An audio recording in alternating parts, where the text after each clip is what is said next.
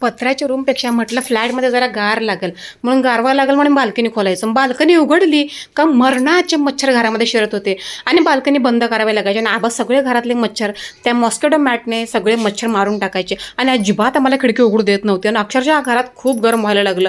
मग काय करणार, शेवटी आबा ग्रिल बसवणार होते पण जाळीची ग्रिल बसवायला अजून जरा वेळ लागणार. ते म्हणाले थांब जरा अजून 2-4 दिवस लागणार आणि खूप गरम होत होतं आणि सहन अजिबात होत नव्हतं. मग शेवटी ही नेटची मॉस्किटो नेटची जाळी आहे ती मागवली आणि म्हटलं तात्पुरते आपण खिडकीला लावूया जोपर्यंत जमेल तोपर्यंत. पण मस्त आली आहे, एकदम भारी आहे, चिटकवायची आहे. तर ही साईज खूप छान आहे पण आबाची हाईट का पोचत नव्हती. मी शेवटी मामाला पटकन बोलवलं. मामाला म्हटलं पटकन ती जाळी लाव, संध्याकाळी तरी जरा आरामात सुकूनचे सोने दो भाई. अजिबात रात्री झोपायला जमत होतं कारण खिडक्या दारं बंद केली का वैताग यायचं, एवढं गरम होत होतं ना. आणि दारं खिडक्या उघडली का मरणाचे मच्छर घरात शिरत होते, जसं काय बिनकामाचं आमंत्रणच आहे त्यांना. मग जाऊ दे अशी जाळी लावून घेतली आणि संध्याकाळचं गार वाटर म्हटलं चला तोवर तर ही जाळी थोडीशी मोठी झाली पण परफेक्ट बसली.